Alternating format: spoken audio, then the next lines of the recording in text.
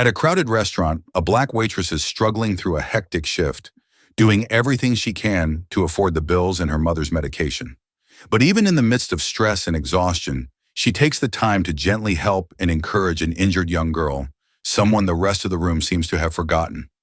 What she doesn't realize is that the girl's father is sitting just a few tables away, silently watching.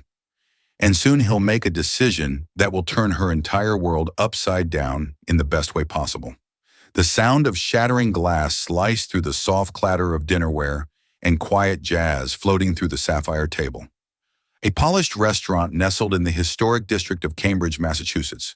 For a brief second, time stalled. Conversations paused, forks hovered midair, and several heads turned in unison toward the source of the disruption. Tiana Hughes was already kneeling, her hands moving quickly to collect the pieces of the broken water glass that now sparkled like ice on the black and white tile floor. Her hands trembled slightly as she swept the largest shards into her apron, her dark brown skin flushed with embarrassment. Her name tag, slightly tilted on her chest, read, Tiana, server. She was tall, about 5'10", with smooth skin, tight coils of black hair pulled back into a bun, and sharp features that often made people assume she was younger than her 28 years. But nothing about her life felt young anymore. Her navy boule work uniform was neat, but faded at the seams. Her shoes, black non-slip sneakers, were worn through at the soles. Her shoulders ached. Her fingers were lined with faint burn scars and calluses, the kind you get from years of hot plates, tray balancing, and shift doubles. Across the dining room, Darren Clean, her manager, stood with his arms folded and his permanent frown pressed deeper into his pale round face.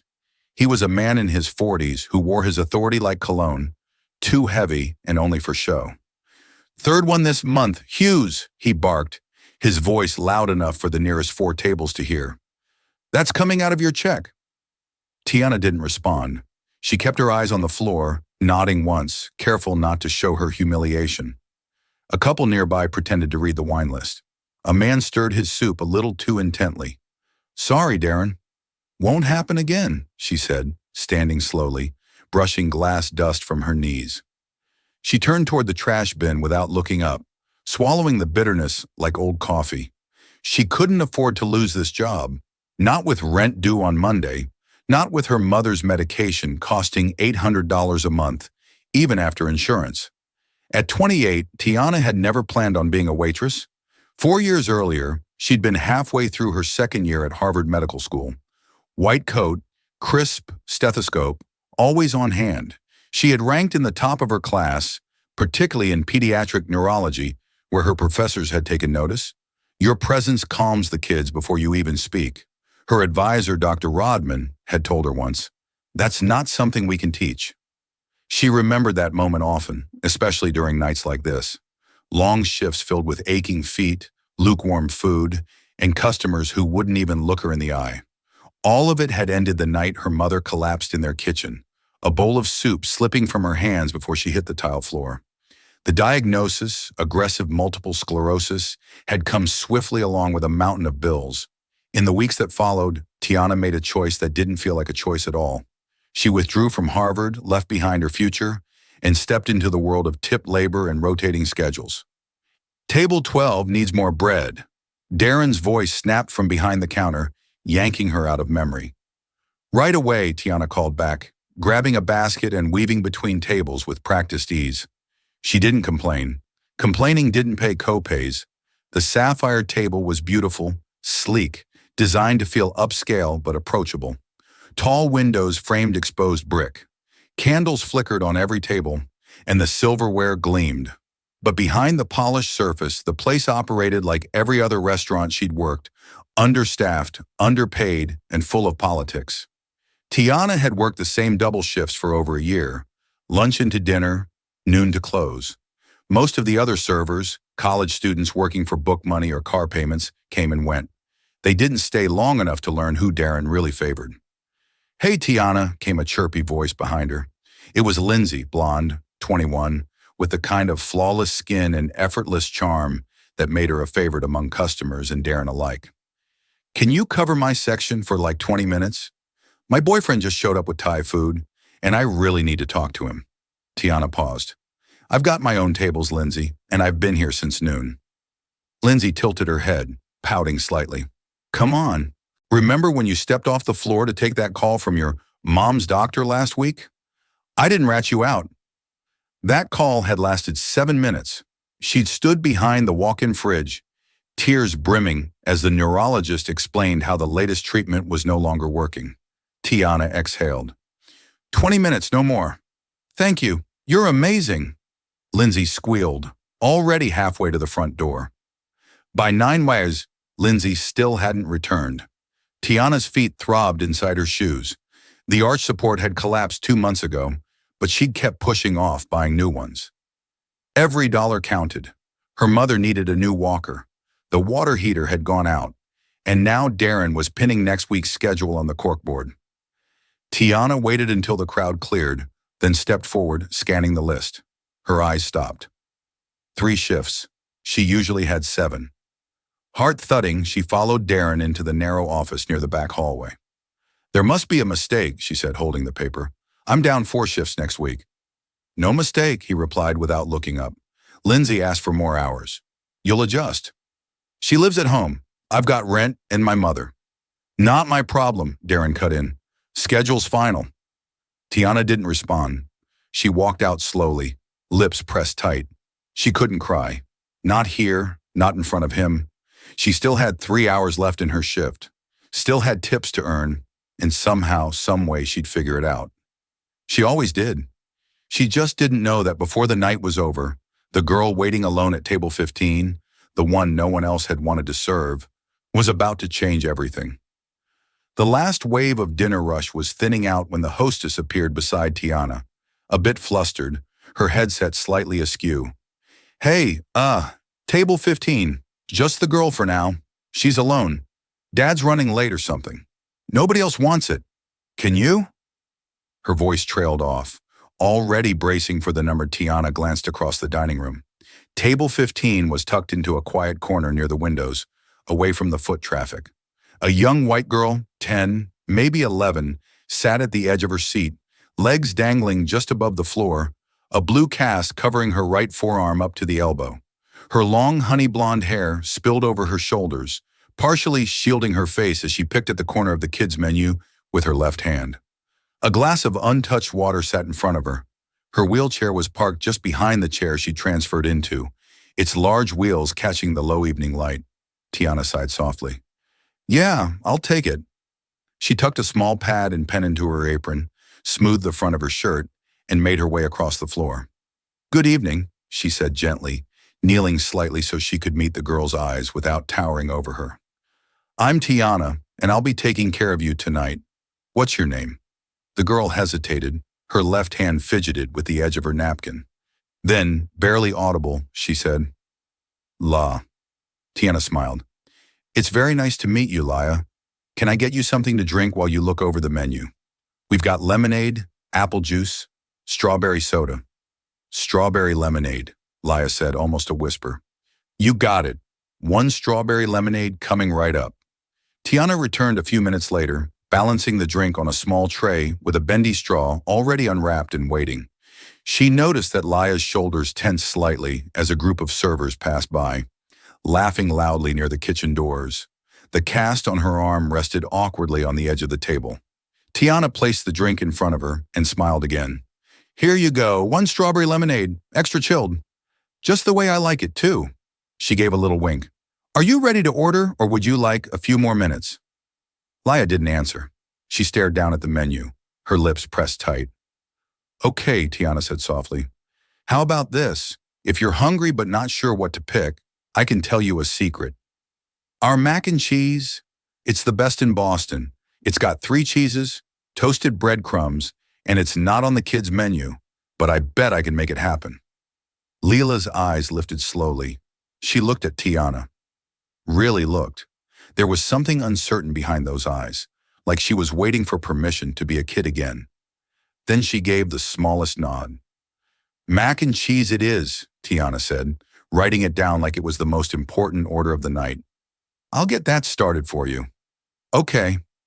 As she stood, she glanced back toward the main entrance, then froze. A tall man in a tailored gray overcoat had just stepped into the restaurant, scanning the room quickly. His face was tight with concern. It was clear from the way he moved, controlled, deliberate, that he wasn't used to being late. When he spotted Laya at the far table, a small measure of relief passed over his features, but he didn't approach.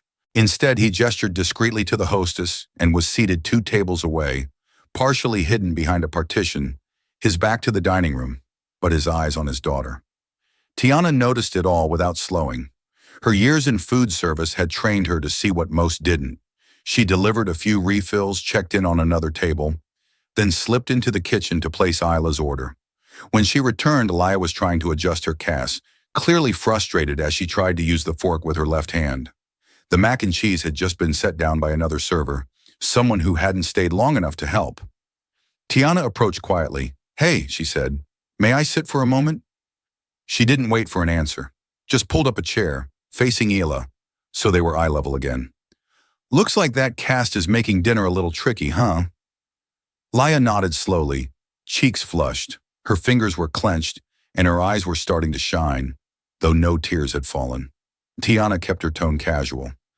"You know, when I was in medical school, well, almost, I learned that sometimes when one part of your body gets hurt, the other parts start working harder to help. Your brain is amazing like that." "You were a doctor?" Laya asked, voice soft but curious. Tiana smiled, correcting gently. "I was studying to be one. A pediatrician. That's a doctor for kids. But life had other plans for me." She demonstrated how to steady the fork with a different grip, supporting Laya's wrist gently as she guided her toward a successful bite. "There you go. Look at that. Your brain's already figuring things out." Leela chewed slowly, the tension easing from her face. "It's not broken," she said suddenly, lifting her cast. "Just fractured. Skateboard accident. My fault, kind of." "Well, then that means it's healing," Tiana said. "And I bet you're pretty good at a lot of things that don't need 2 hands. Leela brightened just slightly. "I like to draw, but now I have to use my left hand." "That's impressive," Tiana replied genuinely. "Most people can't even draw with their good hand. I'm not even allowed near a pencil." Leela giggled, a sound so light and unexpected it made Tiana's chest tighten. She hadn't realized how long it had been since she'd heard a laugh like that, from someone who needed it.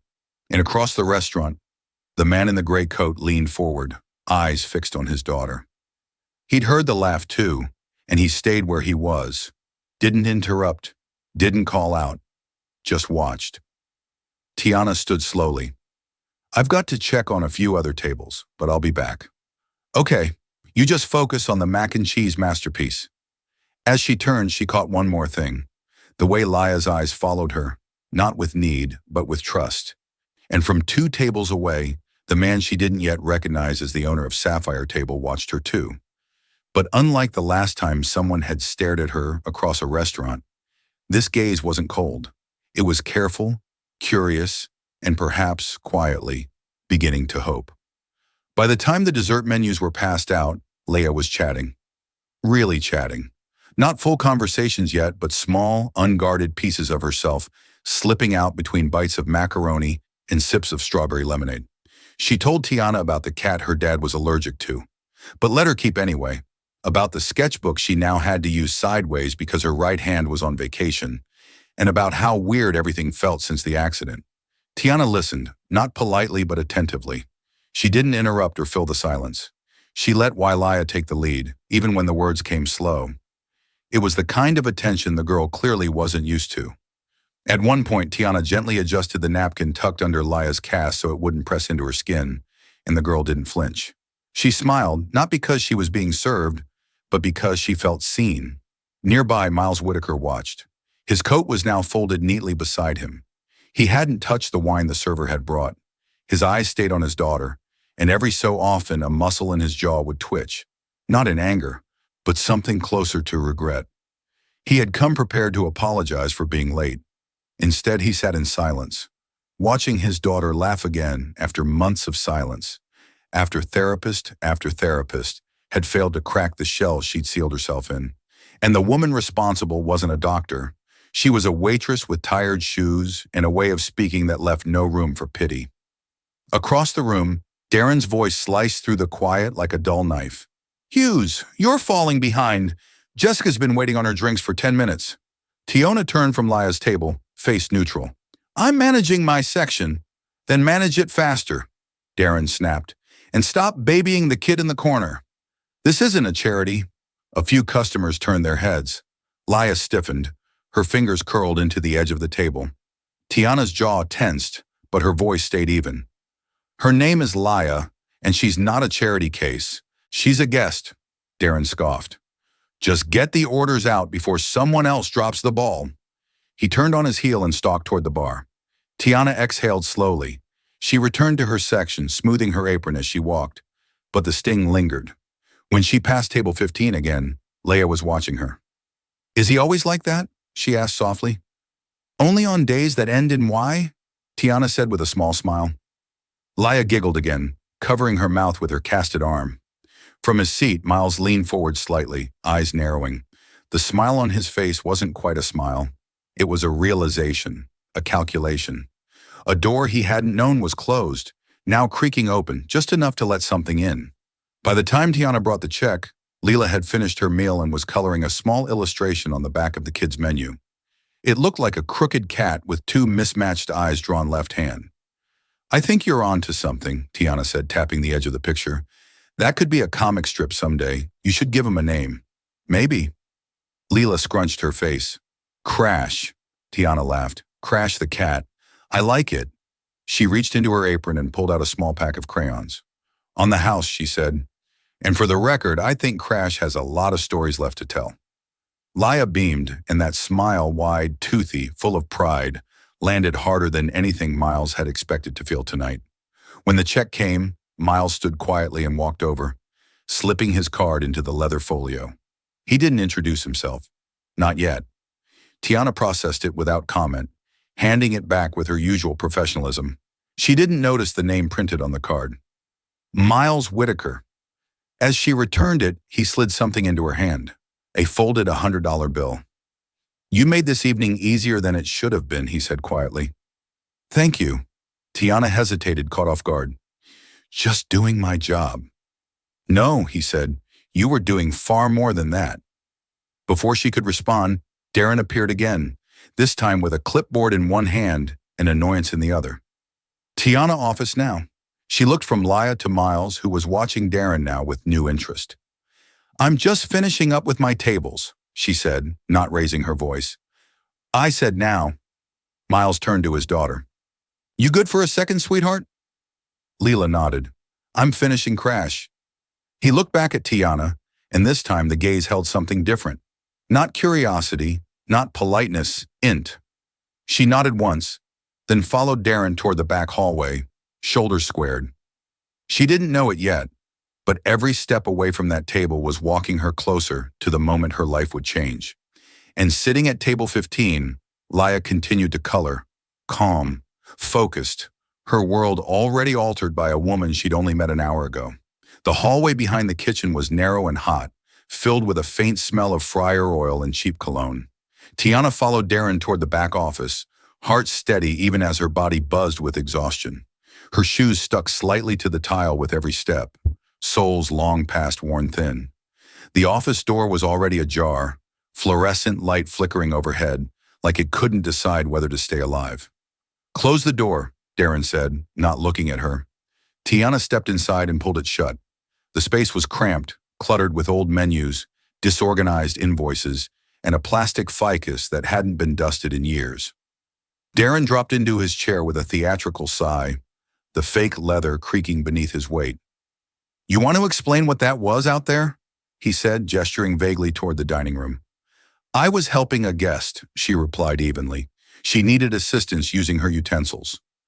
The cast, Darren cut her off with a dismissive wave. I don't care if she had her leg in a sling.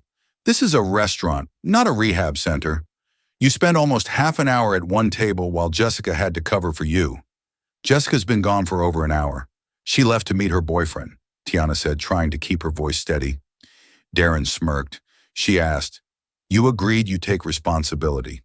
He leaned back, fingers laced behind his head. Look, this isn't personal, Tiana. It's business. I need servers who turn tables, not social workers with soba stories." She didn't speak. There was nothing to say. "I'm making a note in your file," Darren continued. "And since we're being honest, I've cut your shifts again next week. One lunch, one dinner." The words hit harder than she expected. 2 shifts. That wouldn't even cover gas. "Darren, please, I need those hours." "My mother." "Your mother's medical bills are not this restaurant's problem," he snapped, suddenly impatient. "Jessica brings in more tips. Customers like her. She doesn't lecture me about fairness, and she doesn't turn her section into a therapy circle." Tiana stood straighter, hands clenched at her sides. "I don't ask for special treatment. I work harder than anyone here." Darren reached into the drawer and pulled out a small envelope. Tonight's tips redistributed under the new pooling policy he'd put in place a month ago. She took it silently, the weight too light in her hand. She already knew what it meant. "You'll be here Tuesday," he said, already turning back to his computer screen. "Don't be late." Tiana left without a word. She walked past the empty booths, through the quiet lobby, out into the cool night air. The parking lot was mostly empty now, just a few lingering taillights blinking in the distance. She made it to her car, her old Honda Civic, 15 years and counting before she opened the envelope. $43. 10 hours, dozens of guests, at least $120 worth of tips before the split. She didn't cry, not yet. Crying didn't fix anything. Crying didn't pay for her mother's MS injections or the water bill currently sitting under a magnet on their refrigerator with the words "Final Notice" printed in red. It was past midnight by the time she eased the front door open to their small apartment on the second floor of a quiet, crumbling complex just off Massachusetts Avenue. The hall light was still on, a faint hum from the kitchen, the scent of lentil soup lingering from earlier. Tiana slipped off her shoes and moved quietly down the hall. She peeked into the bedroom where Dorothy Hughes lay sleeping, a soft fleece blanket pulled to her chin. A medication chart rested neatly on the bedside table, checked and initialed by Mrs. Chen. Bless her. The woman from down the hall had agreed to sit with Dorothy during Tiana's shifts, refusing to take more than a few bags of groceries in return. In the kitchen, she set the envelope beside the unpaid bills and slumped into a chair. The silence of the room pressed in from all sides. The overhead light flickered once, then held. She opened her laptop out of habit, unsure whether she wanted answers or distractions. The Harvard Med portal was still bookmarked. It opened with a chime. A red notification bubble blinked. One new message from Rodman. Subject Pediatric Neurology Fellowship late application. Tiana stared at it. Her hands hovered, then clicked. "Tiana, I never unsubscribed your student credentials. I couldn't. Not after the potential I saw. A position has opened again. Pediatric neurology, partial research, full clinical rotation, full tuition remission plus stipend. The deadline was yesterday, but I've convinced the committee to look at a late submission. If it comes from you, please call me Rodman." Her chest tightened. She opened her inbox, scanned for missed emails. There it was, a formal application email dated 3 weeks ago. She hadn't seen it. She'd been working double shifts every day that week. Tiana typed quickly, her fingers flying over the keys. A reply, a plea, an apology, a desperate hope. When she hit send, it was already 2:17 a.m. She closed the laptop, sat back, and stared at nothing. Even if Dr. Rodman said yes, even if she got the position, who would care for her mother? What would pay the bills until the stipend kicked in? The alarm on her phone buzzed 3 hours later, 6:08 a.m. I am time for her mother's first dose. She rose, poured a glass of water, counted the pills, and placed them gently on a napkin. Her hands moved automatically now, the way someone's might braid hair they know by heart. A knock came at the door, sharp, measured. Tiana blinked. No one knocked at this hour. She glanced at the clock again. 6:07 a.m. She moved toward the door, cautious, peered through the peephole. A courier stood outside holding a thick envelope. When she opened it, he said simply, "Tiana Hughes." She nodded. "Signature required." She signed hands cold. Took the envelope, heavy, cream-colored, embossed with an unfamiliar logo. Whitaker Holdings, Cambridge office. Inside was a single card and a letter.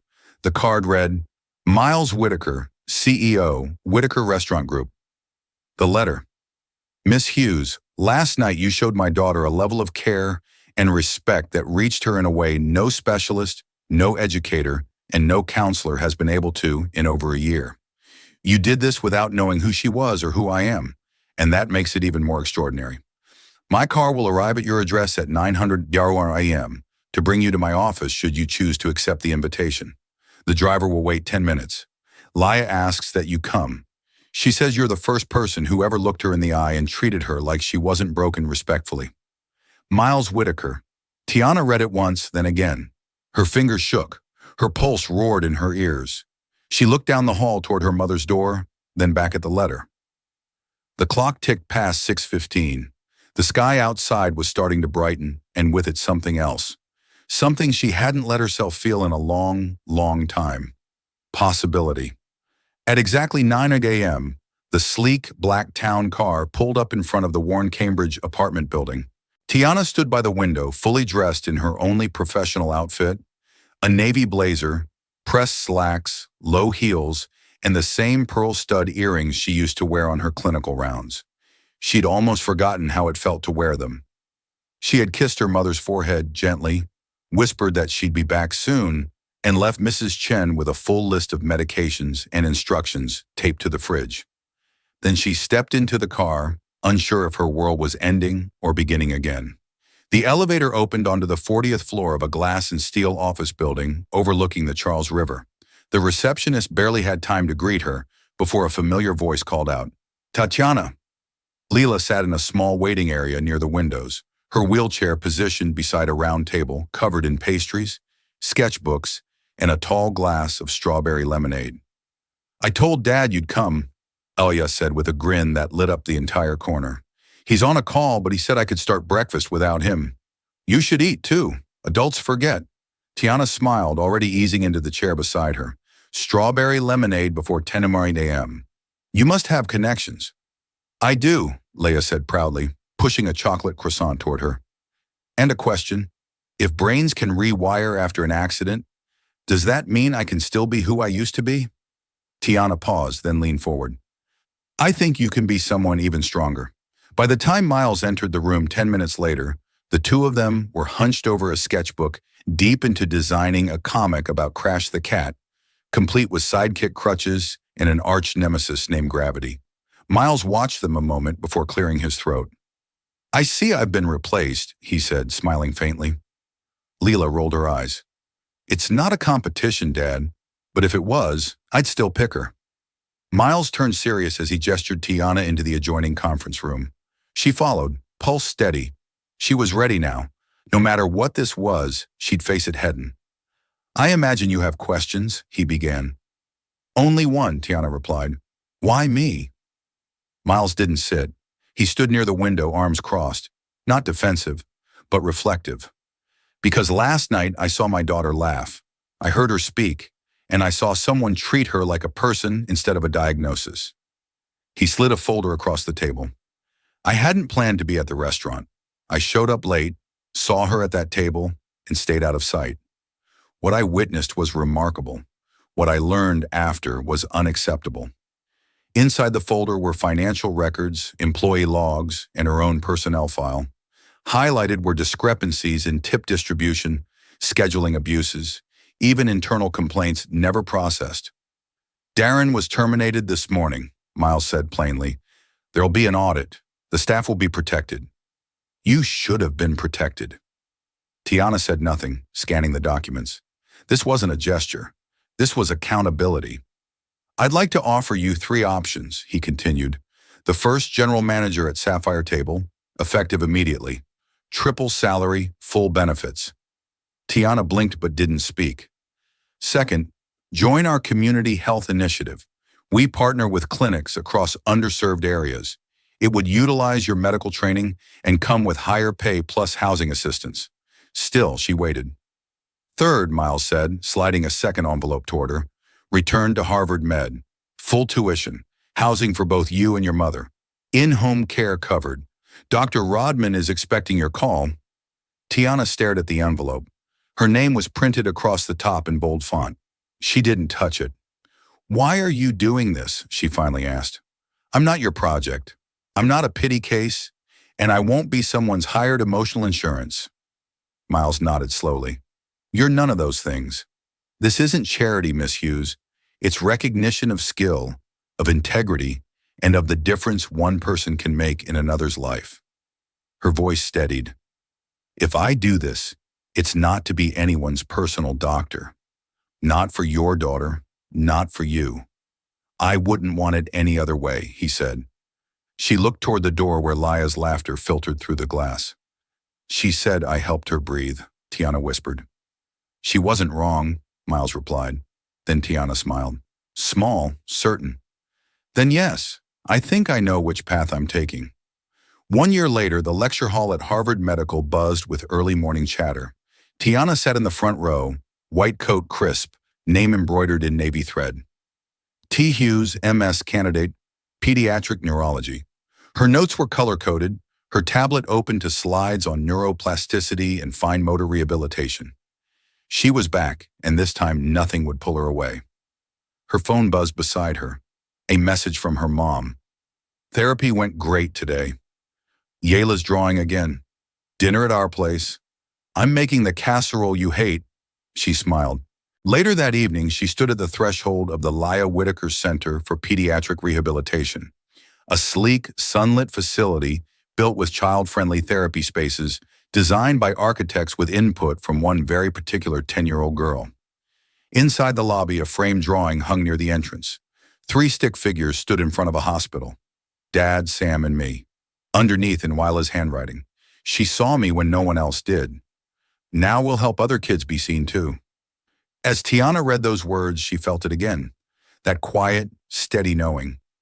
That the life she thought she lost hadn't ended. It had simply rerouted. Sometimes the future waits at a corner table. Sometimes it begins with mac and cheese and a coloring page. And sometimes it arrives exactly when it's meant to. Rebuilt from the broken and stronger for it. Join us to share meaningful stories by hitting the like and subscribe buttons.